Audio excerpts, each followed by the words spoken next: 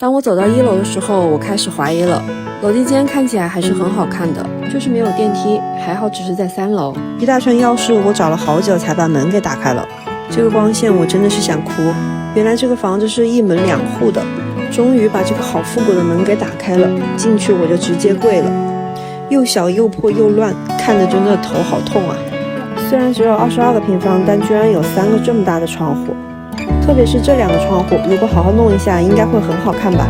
窗户我也不知道是什么木头，但保存得很完好。老式的这种门把手真的好有味道，通高将近有6米，还有1层暗楼。由于老房子不可以改动建筑结构，我准备自己动手改造一下，大家有什么好的建议吗？因为是保护建筑，所以不可以买卖，是没有房产证的。整体就是22个平，本本上也写得很清楚了。至于大家说的这一串钥匙，其实全部都是这个房子的大门、厕所、厨房，还有一些柜子的钥匙。今天过来打算把这里的垃圾稍微清理一下。有粉丝问这个窗户真的是太老了，需要修复一下，保留原始的样子。门把手就是这样扭动的，带动上下卡住窗户。旁边也有这种钩子，可以固定窗户用。把电闸打开了之后，这个灯开了跟没开基本上没什么区别。由于房子空置太久了，里面基本上都是家里以前的旧东西，整理起来真的很困难。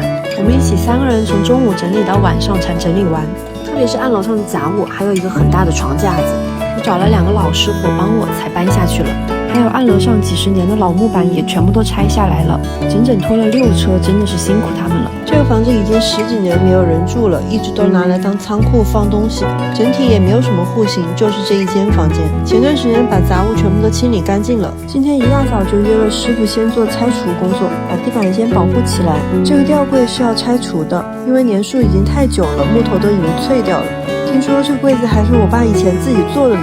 师傅说这个柜子真的很牢固，而且后面的墙是木头隔板，隔壁就是另外一户，稍微用力大一点，生怕把背面的隔板给弄破了。终于全部都拆下来了，原来后面是有钢筋挂着在。当时下了丢垃圾的功夫，师傅把暗楼的隔板也拆下来了，原来里面是这个样子的。电扇也不需要了，这种电扇真的很怕它掉下来。再来就是拆除所有的电线，需要重新走线。师傅说线路已经全部都老化了，这种真的很危险。我们家这个墙面上是油漆，用铲子是铲不下来的。师傅说需要用打磨机来打磨，结果打了一小块，发现用这个打磨片也打不动。徐师傅赶紧电话联系做油漆的师傅直播这个墙面，外面的墙面已经自然脱落了，可以用铲子铲下来。经过师傅们的一顿讨论，最终搞定了打磨的问题。看看这个打磨的灰尘真的是太吓人了，这个灰尘我看着就害怕，师傅们真的是很厉害。师傅在里面打磨，我在外面铲墙皮，还好外面的比较好操作。我每次开闪光灯拍视频，这个灰尘都是肉眼可见的呀。现在房子里面需要拆除的部分已经全部搞定了，这一面墙是木头的，所以后期需要刷木漆漆。由于灰尘太大了，整个楼栋的楼梯都是白色的了，我还把整个楼栋的楼梯都拖了一遍。对了，这个柜子承担了一部分暗楼的重量，所以不能拆除。大家有什么好的改造建议吗？进入大门这里是公共空间，旁边这里就是另外一户人家了。整个房子只有1个房间，也就是说客厅卧室是一体的。我妈说90几年的时候，以前对面的高楼是没有的，那个时候的风景可好了。不过现在我也觉得不错，这个窗户真的是复古感满满的。我打算把1楼做成工作室，方便我工作。2楼这个暗楼做成卧室，万一工作晚了还可以在这里休息。我上去看了一下，老鼠屎杂物堆成山了，整理起来应该会很。还有这个老式的柜子，我妈说是我爸自己做的，现在里面装的都是一些泛黄的书籍，我打算把这一块地方全部都给拆掉。这个书桌感觉也很复古，换个颜色改造一下应该会很不错吧。再来就是厨房了，整个门超级窄，里面也是一言难尽，但是这个窗户打开了之后的感觉还是很不错的。在厨房楼上还有一个小阁楼，我妈说里面可能还有以前我爸卖的玩具，锁有点生锈了，很难打开。里面真的有好多纸箱，但是不知道里面都是些什么东西。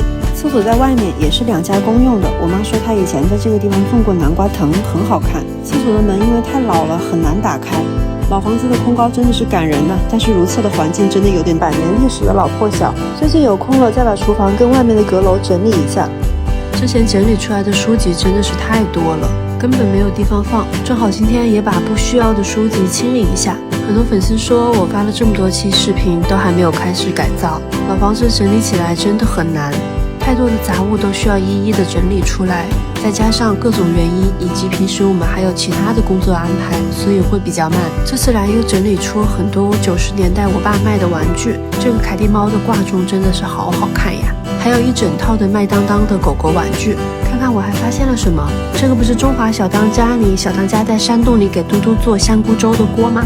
整理这里的时候蹦出来一只老鼠，真的是没吓死我，这跑得也太快了吧，这是在我衣柜里面安家了吗？好了，终于把所有的杂物全部都整理好了，我先把需要的移到厨房里了，暂且厨房先充当一下杂物间吧。现在看起来舒服多了，地板磨损的比较严重，枣红色的油漆都已经看不到了，后期还需要修复一下。下一步就要开工啦，姐妹们，你们觉得我是保留这个绿色的复古墙面颜色呢，还是换成？整理干净之后，拆除工作也做完了。之前有好多粉丝问厕所、厨房在哪里，厕所是在房子外面的，而且是2家共用的。厨房是我们自己家的，但是这2个空间改造起来造价有点超出我的预算。之后这边也只是我的办公区域，所以这2个空间我就放弃了。这2天师傅过来把暗楼的吊顶做好了，结果就在昨天早下午我就赶回去做卫生，还好只是开了一点点的水龙头，要不然整个楼道全部都会淹掉的。拖把不好使，我直接用毛巾吸水，正好把整个楼道也做个清洁吧。这2天师傅过来把地子刮了。我发现下午的时候这里居然有阳光哎，我已经开始想象这里之后的样子了。马上安排撒乳胶漆，几天没过来，墙面已经刷白了。约了做楼梯的厂家给我量好了旋转复古楼梯的尺寸，因为空间有限，大概就是11节楼梯的样子，总计花费3500块。接着我又看了好多乳胶漆的颜色，最后选择这个北欧环保品牌，邮寄了色卡，听了大家的意见，我们决定还是用这个复古绿色。等了几天就到货了，乳胶漆是3升1桶的，一共是5桶，可以刷大概80瓶左右。我买的灯具最近也陆续到货了，还好不是很重，没有电梯的痛，不知道以后搬大件该怎么办。这几天师傅已经开始刷乳胶漆了，这个绿色会比之前更绿一些，想营造那种复古的神秘感。公共区域也安排上了同样的颜色，这是上了2遍乳胶漆的颜色了。我老公说我买这个乳胶漆一点气味都没有，哑光的质感也很好，有点后悔家里当时装修的时候没有用这一款呢。中间的这一面墙留白了，上面用龙马干装窗帘，这边用了浅一点的绿色油漆，在这里定做了旋转楼梯。至于这个柜子改造，在不拆的情况下，大家有什么好的建议吗？上周已经把墙面乳胶漆刷完了，趁着周末的时间，师傅过来安装电路和灯。开关跟插头都是买的这种木质复古感，公共区域常年都是黑黢黢的，我选了一个这样子的复古吊灯。师傅帮我安装的时候，我们就在做清洁，这个壁纸估计比我年纪还要大，用了除胶剂都很难清理。开天的灯选的是这种铃兰花的复古吊灯，结果因为空高太高了，链条短了一点，师傅帮我接了一接上去。这个黄色的布料到时候再换一个缝上去就行了。装好啦，就是这个样子的啦，这就是开了灯的效果，真的好好看呀。2楼的阁楼上只用了一个这样可以伸缩的壁灯，安装好了之后，我就把地上的地毯给拆掉了，这个灰尘真的是让人窒息。在同一家店买了一个台灯，打上之后把它放在我的桌子上的，因为这个木窗是不可以随便更换的，所以在窗户上多安装了一个插销。好了，我的硬装基本上都已经完工了，终于可以露出我的100年历史老地板。师傅忘记把工业吸尘器带过来了，所以只能先用扫帚清理一下。下周就要安装旋转楼梯跟软装啦，一起来看看现在的样子。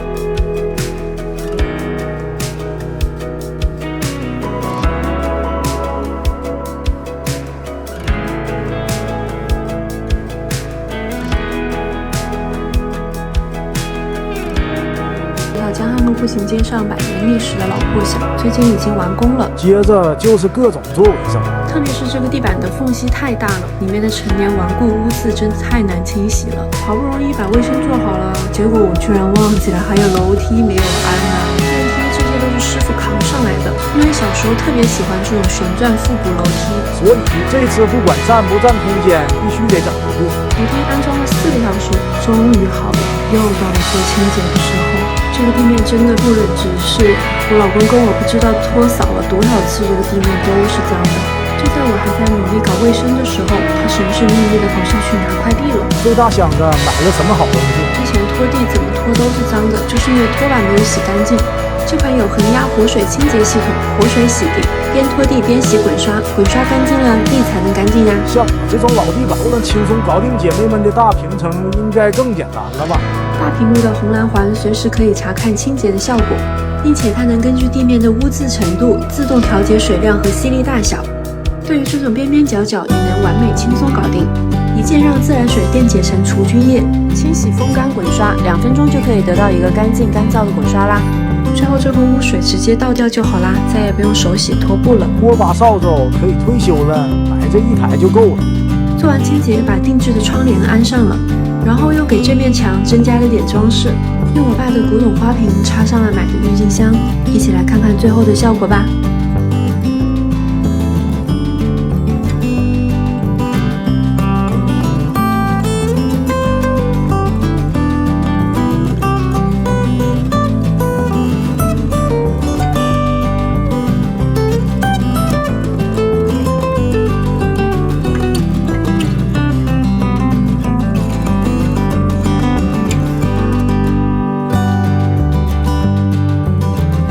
这个样子改成了这个样子，终于要迎来我的第一件重量级家具了。由于房子太小，先安排了一个单人沙发。老破小也有自己的沙发。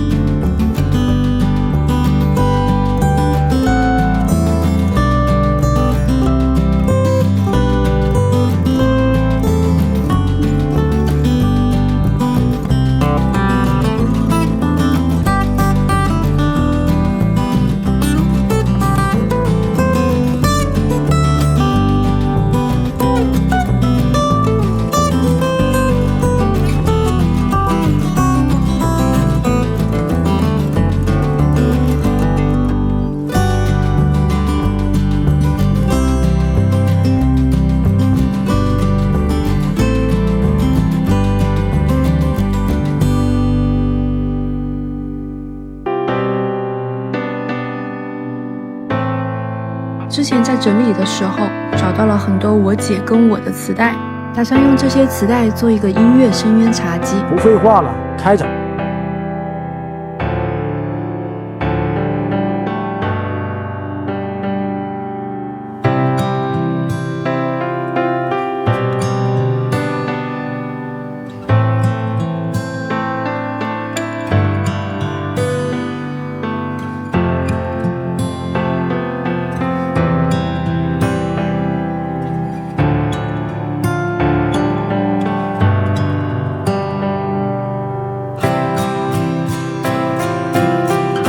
把设置好的那样直贴在磁带里，接着把剩余的磁带一个个的贴上去，大概这样子就好了。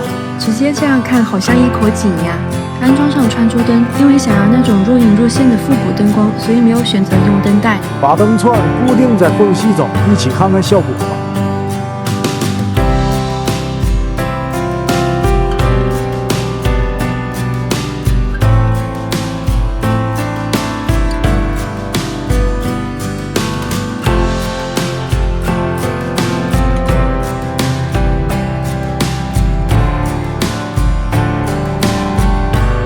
之前整理我妈给我的这个老破小的时候，找到了不少的老东西，比如说这个有40岁的小提琴，还有这个我爸以前的打字的机，现在居然还能使用哦，还有无数个韩国的遥控器等等，这些我还没有想好怎么改造，今天准备先把这个紫色的灯座改造一下。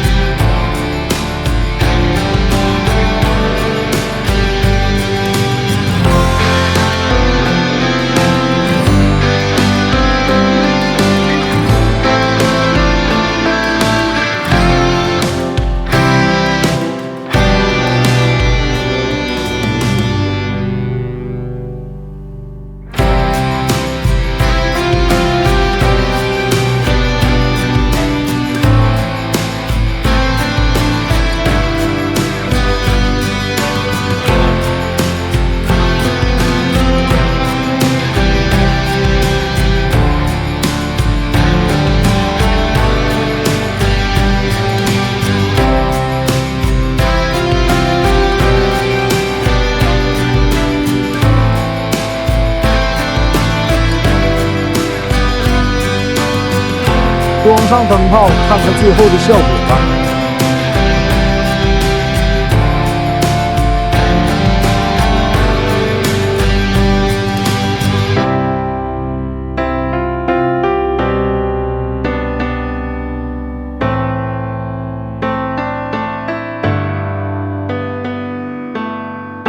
要对这几个老木头箱子下手。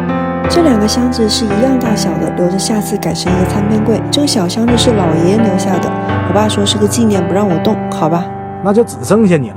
把盖子先卸下来，箱子的盖子是用钉子钉上去的，真的太难卸了，费了我好大的劲才弄下来了。用脱漆剂清除一下表面的油漆，别说，这东西真好用。没想到脱漆剂能把这楼梯间里面的陈年顽固污渍都给脱下来了。再把箱子整理干净之后，用砂纸打磨一下。打磨的时候到处都是木灰，之前整理的时候那个灰尘也是肉眼可见的，还有好多粉丝说看到这些灰尘忍不住咳嗽。这不，我老公给我整了一个越呼吸的空气净化器。我老公说我们都是过敏体质，每次在这边改造做卫生回家都要给自己里里外外洗掉几层皮。这个可以空气净化、除甲醛、除螨，居然还可以除菌。它看起来也就跟普通的空气净化器没什么区别，但是它这里有一个小盒子，里面装的是环境益生菌。打开机械后，被雾化后的菌液会被吹到空气中，增加室内的益生菌含量，从而抑制有害的细菌滋生，降低过敏原物质。而且它还具有滤网自清洁功能，这就省心多啦。来给你们看看之前的阁楼和现在的阁楼，用了净化器之后的阁楼完全看不到灰尘了。就这个效果，我老公说再买一台放家里，毕竟家里有老人、小孩还有宠物。相比其他消毒产品，越呼吸这个益生菌无害无毒，更安全，可以放心使用。最后给木箱安装上买的金属腿，再刷上木漆漆，葡萄木颜色的上两层也太好看了。一起看看最后的效果吧。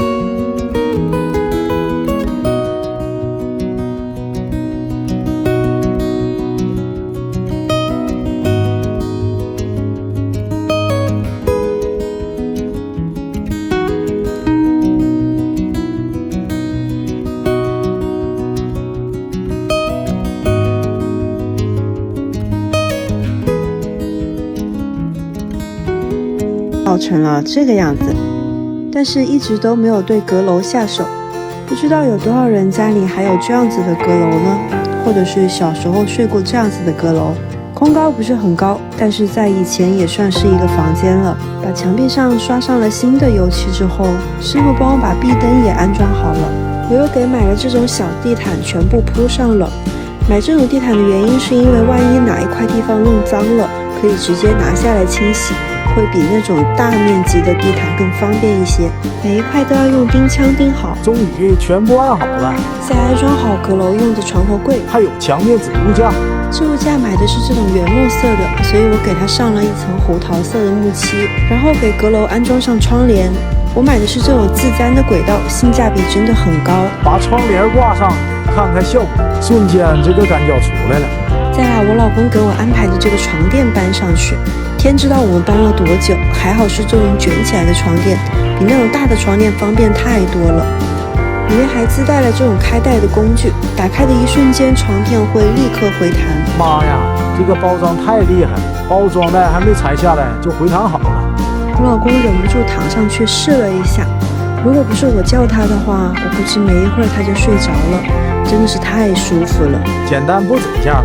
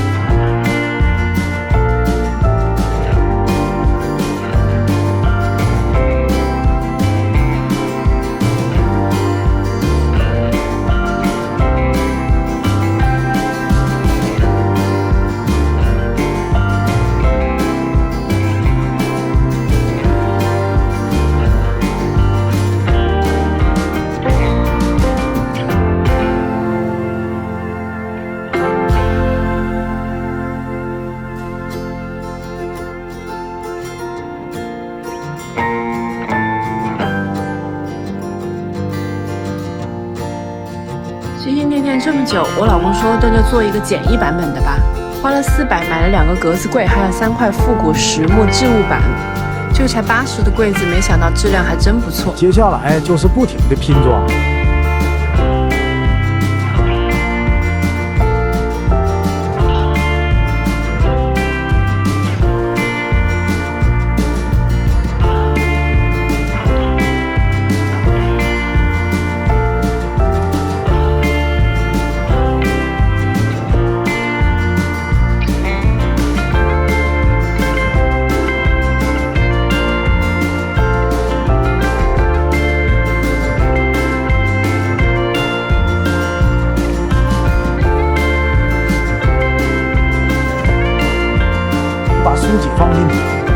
记得年纪可能比我还要大一些。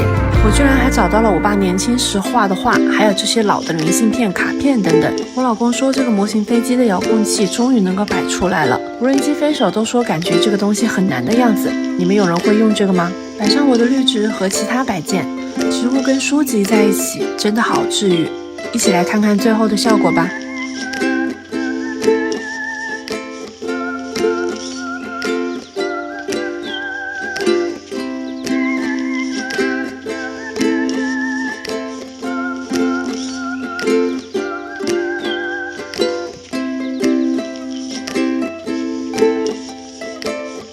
经过2个月的倒腾下，从这个样子改造成这个样子之后，很多人问我厨房厕所怎么办，这不改造厨房提上日程了。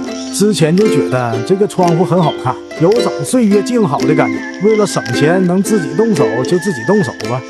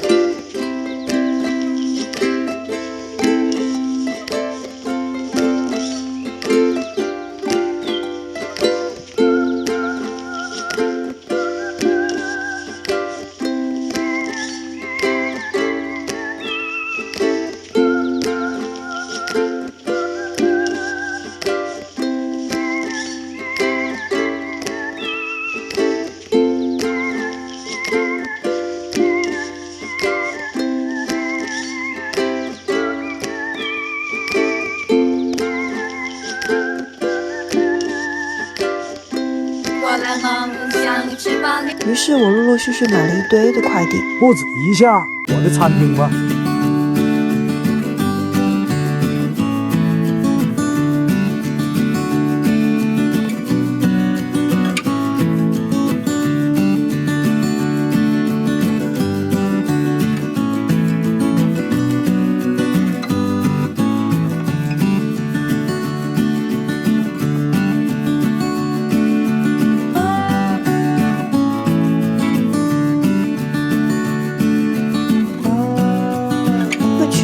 在房子里面一点，我很怕买这种大型绿植被我养死了，就买的这种仿真花，远处看感觉还是不错的。墙上这个置物架是50块钱买的，价格是真的很便宜。原木色可以刷上自己喜欢的颜色 DIY 一下。之前喝水或者是想喝个茶都要去楼下超市买，现在直接在家里就能搞定了。安装水桶比以前那种上安装水桶淋水器方便太多了，插上水管就可以使用了。上面这一层还可以放一些一次性的杯子，什么即热呀、水量调节、铜锁等等，那都是大部分茶吧机都应该有的功能。但是这一款可以制冷哦，我这个老公就是那种1年4季都要喝冰水的，马上夏天了，按一下就能出冰水，冷泡茶、冰咖啡、冰水果茶等等，1分钟就能搞定。用上我新淘的杯子，在我这100年历史的老洋房里工作的感觉。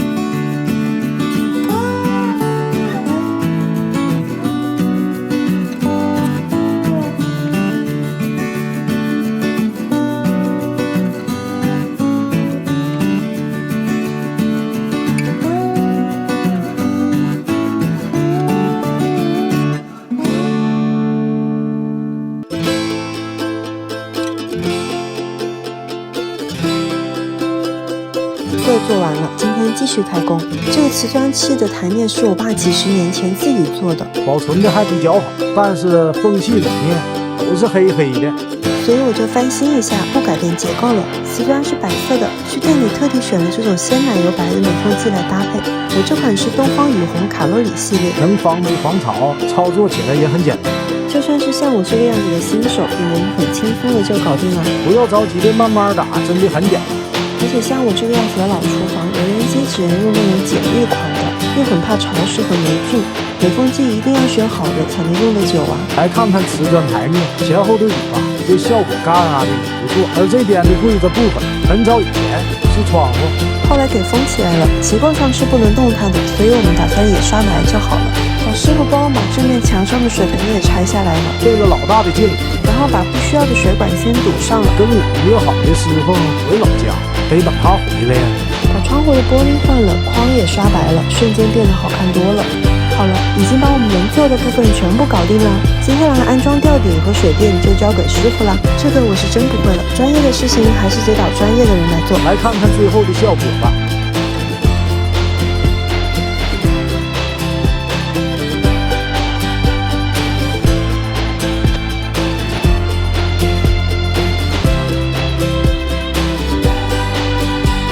这个价格不便宜，于是我花了100块钱买了一面软镜子和一些软的石膏线条，自己动手做一个。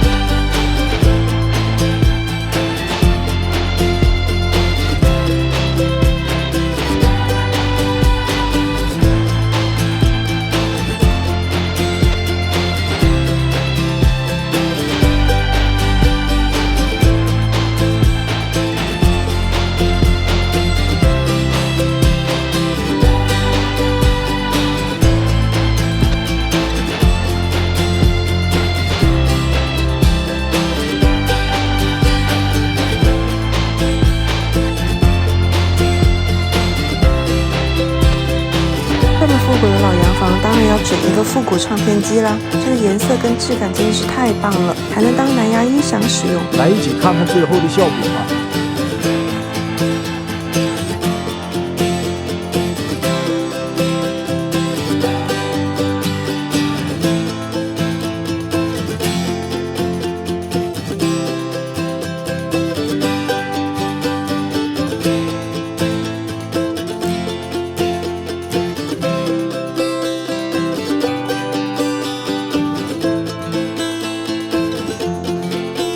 跟师傅约上了做吊顶跟水电啦。好了，进入正题啦。师傅一来就问我之前发给他看的那个破厨房现在变了一个样了，这些都是我自己改的吗？我说对呀，这不是为了节约钱嘛，能自己做的当然要自己做咯。师傅说你们现在年轻人的想法很好啊，看不出来动手能力也很厉害。师傅说回家慢慢看，先帮我把吊顶做了。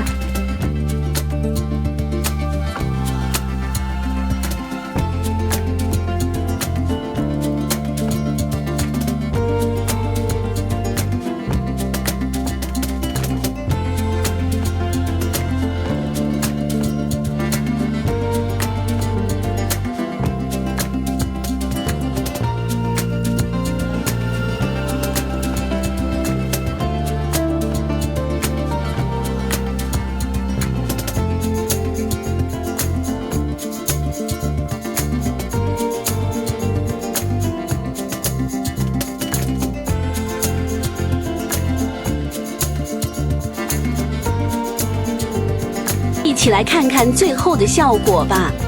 搞错了，再来。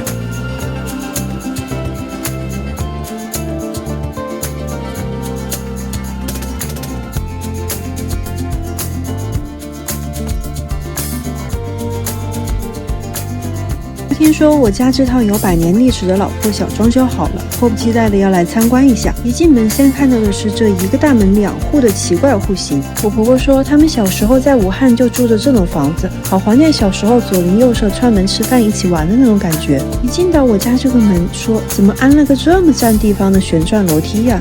我说因为小时候很喜欢这种楼梯，现在有能力了，当然要满足一下自己啦。我婆婆看到我这个颜色有点深的地板，说地板看起来怎么这么旧啊，这好做清洁吗？我说这个地板是100年历史了，想要保留这个复古的感觉，就刷了一层清漆。平时清洁就用这个一边拖地一边吸尘，基本上没有什么水渍，还可以自动清洁拖布，用完了污水箱倒掉就好啦。我婆婆问怎么没有看到烧水壶，每天买水喝吗？我说喝水用这个呀，点一下就能出好几种温度的水，而且还可以制冰水哟。像马上夏天了，我老公喜欢喝冰水，就不用下楼给他买了。然后他又很好奇的问这是个什么呀？我说这是优必克轨道插座，像我这个地方以前装修预留的插座太少了，装了它可以不用砸墙的情况下增加插座的数量，用的时候也不需要重复拔插头啦。我婆婆说那还挺方便的呢，这个质感看着也很不错呀。我说是呀，它这个外观是拥有专利保护的，主要我更看重的是这个通电缝隙里有安全记忆胶条，能够阻隔水汽、灰尘、油烟等进入轨道，这样安全隐患就更小了。这些细节都做到了。我婆婆说这么好用的话，回头把家里厨房的插座也换成这个，这个用起来比插线板方便更安全多了。我婆婆问这个好复古的东西是什么呀？我说这是个复古咖啡机，我老公爱喝咖啡，家里美式咖啡机和意式咖啡机都有了，这边因为面积小，所以就买了这个 mini 的，一键就能出咖啡，很方便。我婆婆问你们是缺钱吗？这个厨房装修的有点草率了吧？我说这个厨房上面是阁楼，这边都是木板，面积太小了，找装修师傅会有点划不来，自己做也能锻炼一下自己嘛。我婆婆说那也是，那这厨房怎么什么都没有啊？我说这不才装修好，还没来得及准备呢。我婆婆说下次来要看到这里能做饭了，别天天都吃外卖哦。简单擦干净打磨之后就开始刷油漆吧，这个方法是最方便而且是最便宜的。好多人说我这房子弄得不精致，像过家家一样，生活不就是过家家嘛，并不是每一个人都能住上高大上的房子，在自己能力范围内才是最好的。说实话，这100多年的老房子我还不太敢动，动了的话可能需要花大价钱了吧。刷累了先去喝杯咖啡吧，先给咖啡机清洗一下，长期不清洗咖啡机的话，谁知道肚子里面喝进去什么了，不需要浸泡，直接兑水就行。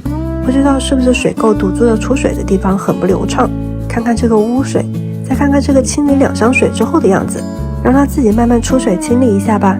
我继续刷背面的门。你们说想看改造厕所，但厕所是2家共用的，我装修的话，那隔壁的邻居这几天就没有地方上厕所了呀，自然他也就不愿意了。这栋楼里的原住民都很朴素，也不想折腾了，几十年都是这样过的，真觉得花钱装修没必要的。怪不得我整理的时候发现了这个东西，你们有人认识吗？刷白了之后好看多了，可以坐下来休息休息，喝一杯美式了。咖啡机清洗了之后，果然出咖啡都丝滑多了。给你们看看公共区域吧，这里其实挺大的，这个柜子是老爷爷做的，我爸不让丢。在这里装了灯之后，整个客厅都看起来亮多了。这里是通往厕所的过道，这里是通往顶楼阳台的地方。我爸不让我上来，说这个年数太久了，怕搭点啥。但是这个上面真的好舒服呀，超大一个露台，如果把上面布置一下，种点花花草草的，那妥妥的就是一个空中花园呐。